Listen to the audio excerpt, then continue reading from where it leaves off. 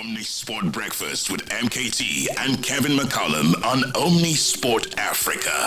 I've always viewed him as a social commentator rather than a comedian. He's been a social commentator. He's been brilliant. Joey, I want to tell you something that I've always loved about you. And in the South African context, I'm making it about myself here. It's really important.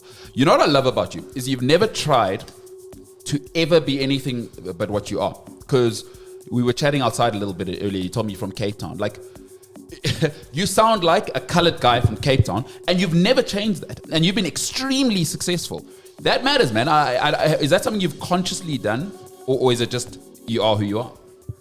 Yeah, I don't know. Yeah, it's difficult to be somebody else. Just think about it. Yeah. It's extremely difficult to be somebody else. I need to clarify that.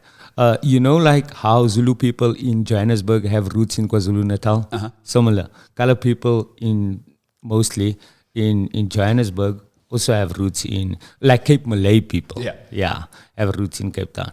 So we at the stage where I counted that I have more family now in Cape Town than in Joburg. Because, the aunties and uncles and everybody is just gone now. Like, there's only 3 left. But that's a story for another day. As I say, it's difficult. Look at Tyler. Look how she is like some of herself. And then people is like, oh, wow, we embrace it. And I'm thinking to myself, 23 years ago, people was like, nee, this guy.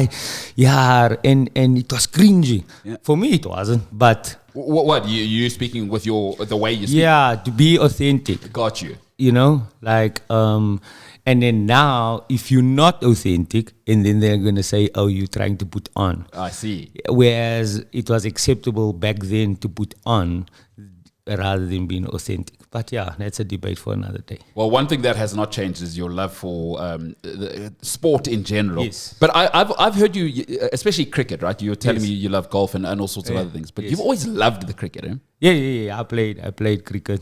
Kevin saw me play a couple of times. It was amazing. Down at Pirates, it was the only person I saw put a cigarette out at short leg. Slips. Yeah. Catching with the guy in my hand. Quick one, where did the cricket thing start? My family. I come from a cricketing family. We have a club called Ottomans. It's like almost 100 years old. There's one in Cape Town, EP Ottomans, and there's one in Johannesburg, Ottomans Cricket Club. And it's been in our family for like 100 years. Uncle Tiffy Barnes, he was a match referee, and he was, that's my uncle, Tiffy Barnes. Wow. Yeah. So so it's in the mix. It's not like something that just you bumped into it on your way to go buy bread. My granduncle's photo. Granduncle. My granduncle's photo is at the memorial stand. So if you go to the memorial stand, you'll see Joey Rasdien, and if you look at him closely, you'll see he looks like me. Like he's got glasses, he's got the Malay hat on, and I didn't know him really like that. I didn't, because it was my granduncle. But I feel that the way he was is, hopefully he would have been proud of me for being authentic. And Kev, you've been covering cricket forever, you know. I don't know how long. You're a big J journo, but before Instagram, you've been covering it for real. Twitter. Before Twitter. Before Twitter. So you would have been. I don't know when you would have started bumping into Joey. Like, wow, this guy's at the cricket a lot for a comedian. Yeah, I think I bumped into you through Liam.com, Stuart S. Liam.com, rugby. And I see all those guys. I see Joey down at Pirates playing cricket as well with Liam. Yeah, that's who I met him through, and then you'd see him around, and he just loved the game. It was just, all of us, like, we would take a little walk around the ground between lunch and tea time, and just to see the crowd and the Wanderers do a test match when it's full is the best place in the world. Like first day, if you come with your suit and your tie, like people don't understand, first day of a test cricket match, wherever you sit, whatever you do, you have to have a jacket on. Yeah. You do. It's so you're that guy, special thing. The first day, it's going to have a jacket and tie. You have to have a jacket on. Even Stuart Hess wears a tie. Wow. Yeah. First day, only first day. Yeah. Yeah, like yesterday's first day. Day before yesterday's first day in Kingsmead. Yeah. Was quite the first day. Like a wet day. Wet first day. Even the second day was even quicker. Yeah. I went to lunch yesterday with a mate, came back an hour later, and I thought, they've taken a late lunch, whatever it is. And I walked down past Giles, and I popped in to have a quick look at the score. I said, why are they showing replays of Tony Duzorzi batting again? And then realized it was the second innings. It was the second innings, yeah. I was like, wow, Marco Jansen, he bowled really well. So. I want to come back to that because that's currently going on. But let's quickly cover the sort of bigger spectrum of cricket where it is at the moment, because I feel sometimes like I'm old man screaming at the clouds. The way they've diluted Test cricket and T20 has come in, but do I just need to accept that T20 is here now? It's the thing. It's how players make money, and the young people are into it. That's how they're making money. And Test cricket's dead forever unless you're playing the Ashes or India, Australia. So I just make peace with that. Test cricket will never be, ever be dead. Ever. No. Well, it's one of those things. It's like telling me that Liverpool is not going to exist anymore. Sure. Yeah. So you wash your mouth. Yeah. You wash your mouth. It's just impossible. What T20 did, more so than ODIs, is that the way Test cricket is being played is different now. So the consumption of Test cricket also is going to be different now. So now, no more are you going to go for one session and going, this is going to be a boring session. No. If you watch the game between New Zealand and England, like every session is like a T20 game. It's like the tactics is completely different. Back in the day, they told you to get behind the ball or leave outside off stump. Now, the young ones, Jaiswell and Ravindra and Harry Brook. Harry Brook got dropped 5 times. Imagine in a test match. In a test, if I had to play normal cricket and I get dropped 5 times and my uncle was there, I was going to get shouted. Yeah. Not with baseball. It's like, nee, gaan aan. Go for it. Go for it. Go for it. He's on 130. 132, not out overnight. Overnight. Yeah. So the way the game has been played, Test cricket specifically, is going to get more and more exciting. Because it's the ultimate test. Can you play a T20 3 times a day for 5 days? Sure. Yeah, I think you're absolutely right, because in the old days, Ricky Ponting used to talk about waiting for the big moments and then grabbing them. Now teams are trying to create those big moments more often.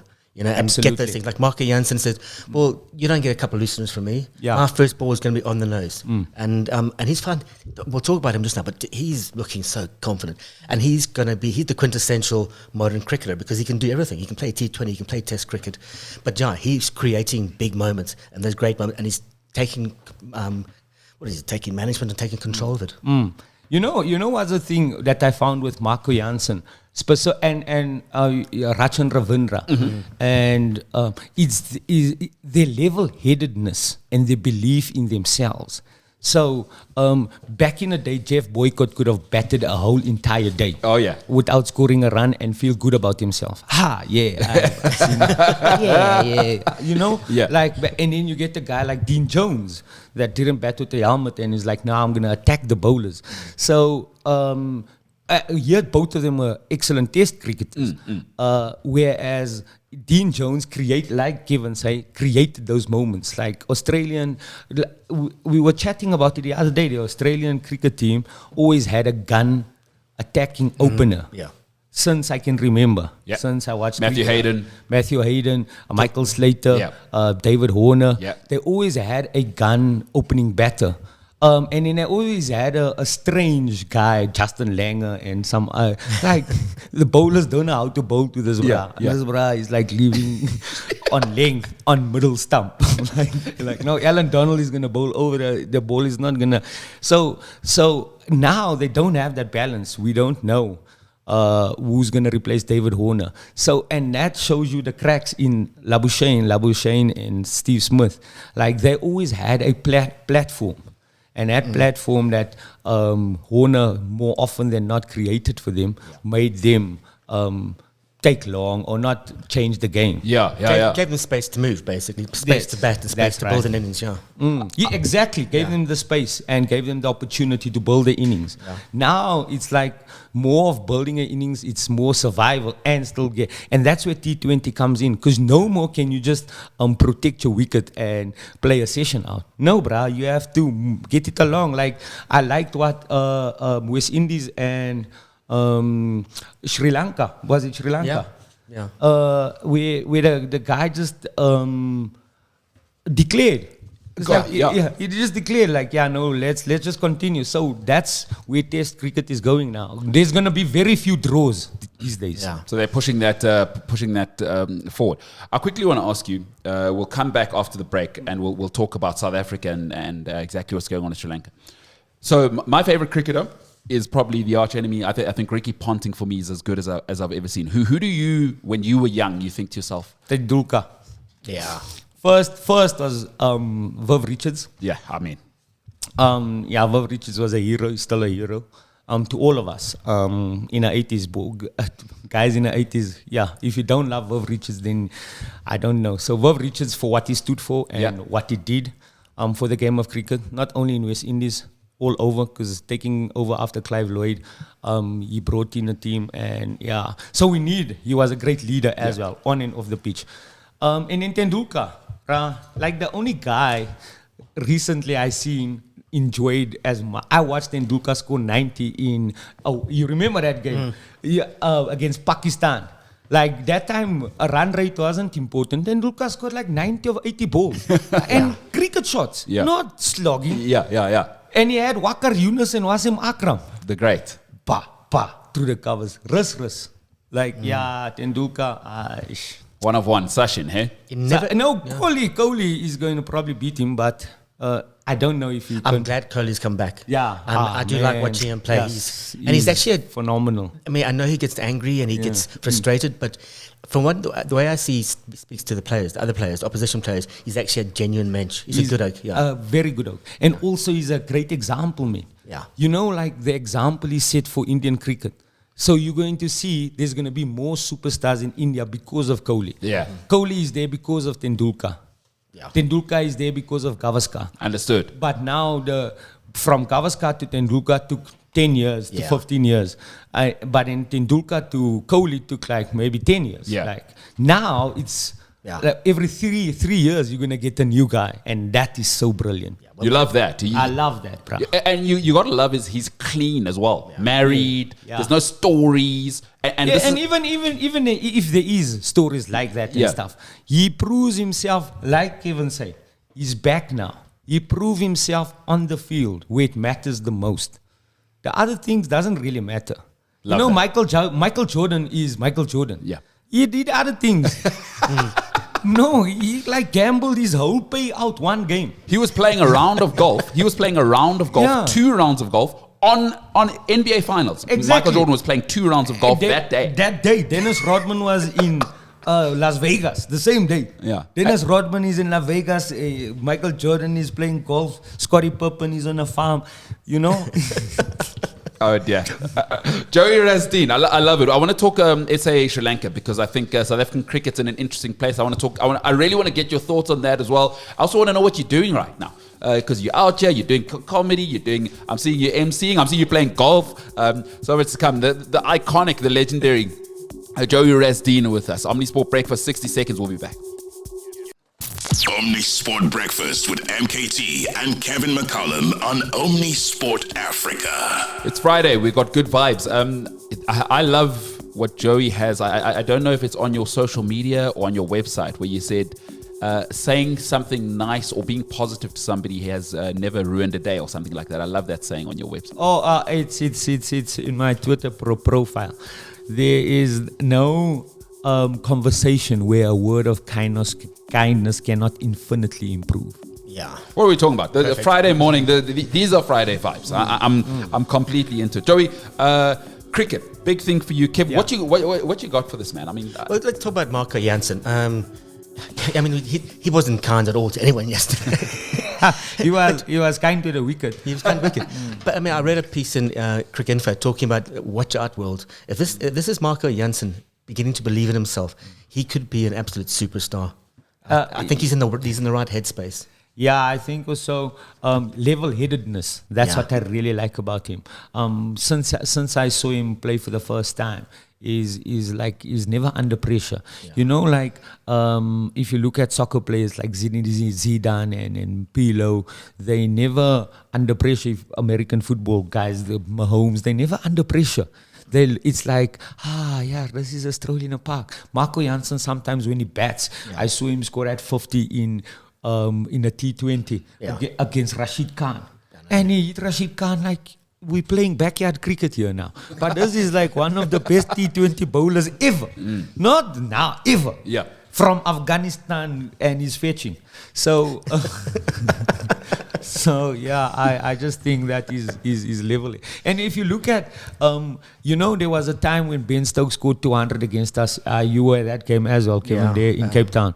And he scored 200 against us. And I remember my tweet, and I'm like, if this guy continue, he's going to surpass Ian Botham.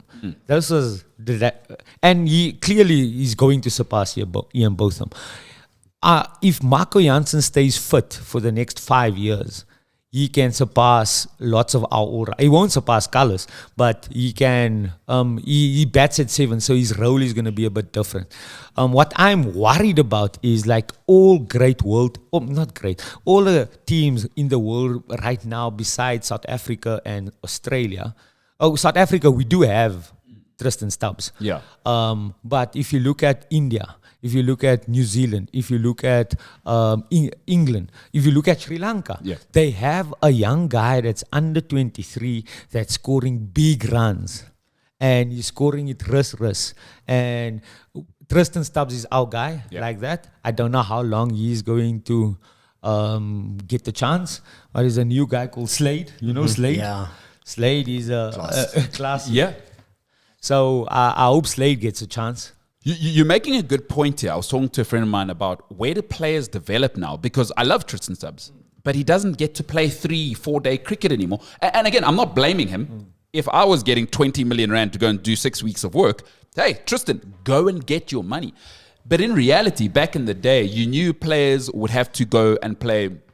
Either they're playing 3 day, 4 day cricket here in South Africa, or Shield cricket in Australia, or you're playing in England, right? And you're what they call a Colpack player back in the day. Where do these youngsters go and develop? While I hear you, it's like, where are they going to play this cricket? So, again, I think T20 is great for Test cricket development. Yeah. So, look, gone are the days that, we need to play 4 day cricket to be able to play 4 day Test match. Gotcha. No. Like, if you look at the West Indies team that just won also, like most of their players play T20. And the only thing is, like they say in Test cricket, the player that adapts to the situation the best. So you're going to get a pitch that's a turner. You're going to get a pitch that's a screamer, like the Durban pitch, and Marco Jansen made good use of that. And then they say to the batsman or to the bowler, that is the play for the situation. So now, when you play T20 cricket, you're playing for that situation. Then you come to Test cricket, you need to play for the situation. There's no excuse anymore like, no, I didn't play 4 day cricket, I don't know what's going to go. No, brah, you a batter or you a bowler. Top of stump. Yeah. In a channel of uncertainty, or set certain fields for certain players. It's no more about, up and down. No, it's completely different now. I like what you're saying. The fundamentals haven't changed. You bowl in that channel and you must make as many runs as possible before you go out. There was a session that I'll never forget where Andrew Flintoff bowled Ricky Australia in the Ashes, and he nailed him just for that session. That was amazing. Of course, you can't. That session alone was like, this brah. And then there was a session where Virat hit us at the Wanderers, and him and Adam Gilchrist. So now, it's not about our 4 day players and what. It's about how are you going to apply yourself, application. Always you'll hear great commentators. Richie Benner was like, no, he didn't apply himself to the situation. Yeah. And I guess you're only a Test cricketer, a great Test cricketer, if you can apply yourself to the situation. Jaiswal is a great example of applying yourself to the situation. What a talent he is. Joey Rasdien joining us discussing cricket. Say, listen, you can play T20 cricket, get it together. You can play ODI cricket. You play ODI cricket, you can adjust that to the moment in Test cricket. I love what you're saying there, Joey. Let's come back to what we got now.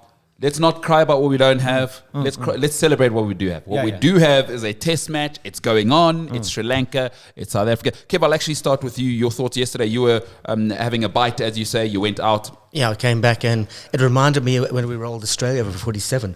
Big Vern's debut, I think it was, and he just went smashed through them 5 for 15. Yeah, it was incredible. That was the corridor of uncertainty. Right?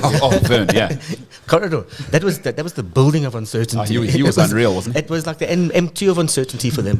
They had no Yeah, that was because we also were out for a low total that 191. Sunday. Yeah. I remember 96. 96. And then they scored 200 and something, and then we bowled them for 47. It was outstanding.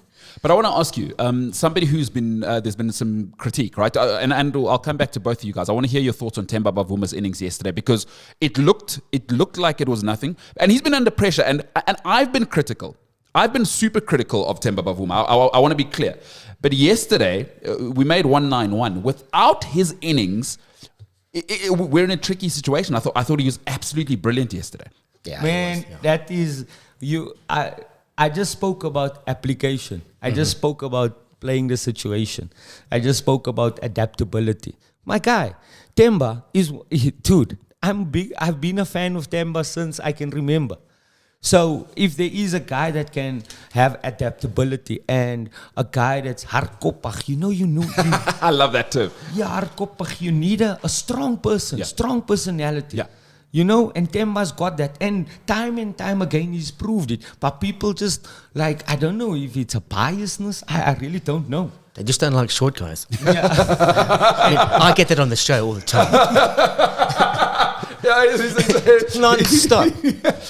I mean, and also, the Mdu's and I started mocking my hair. No, his nickname is for me.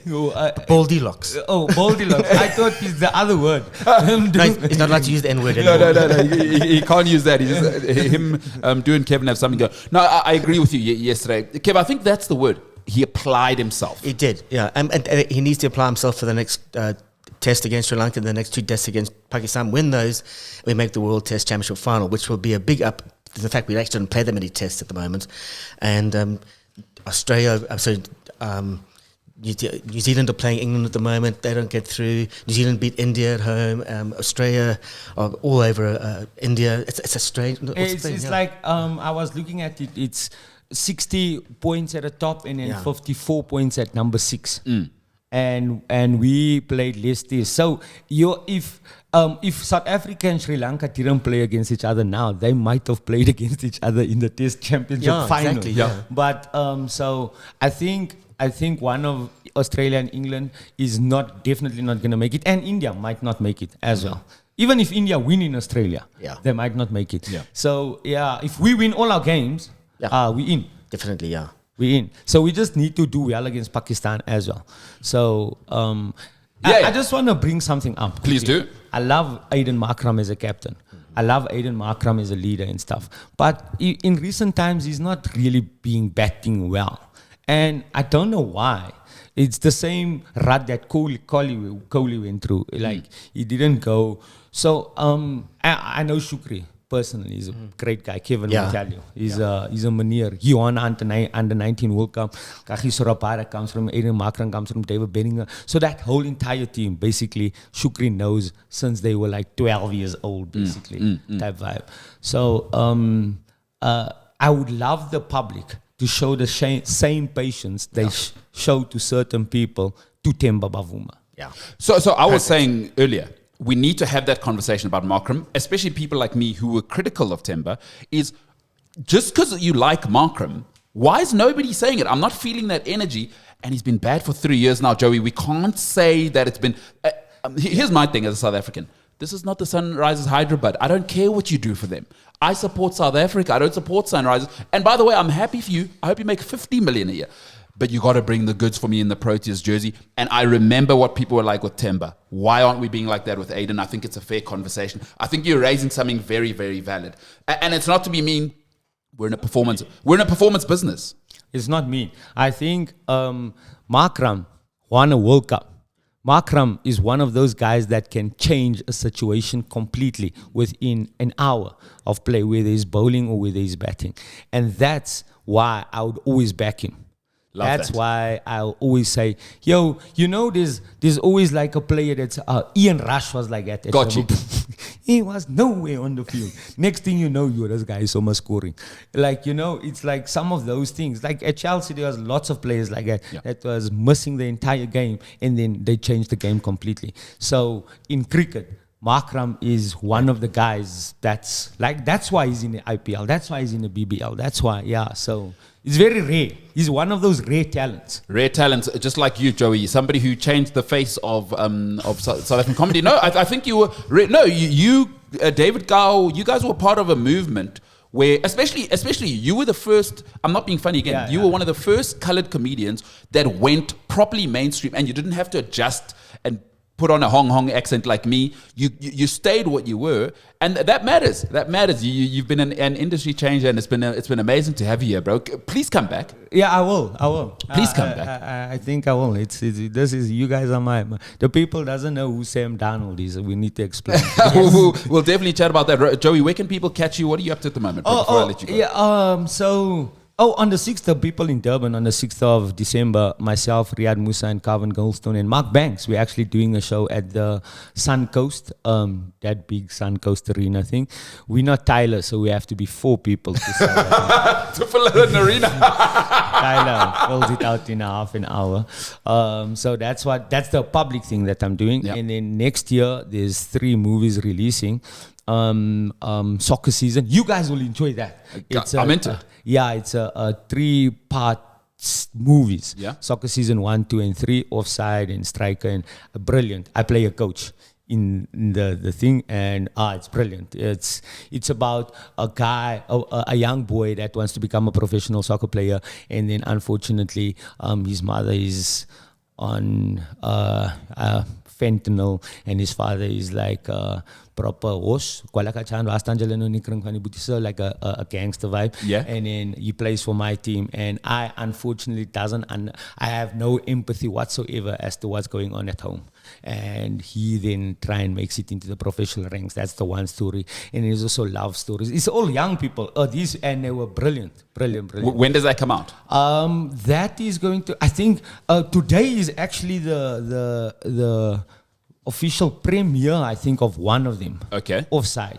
And then throughout next year, all 3 is going to come out. And then me and Bauer Bosch, we did a movie called Yasim and Yakals that's going to release, I think, in Valentine's Day. Mr. Romantic here, Joey Rasdien. And then we're going to do Bliss Patrol 2.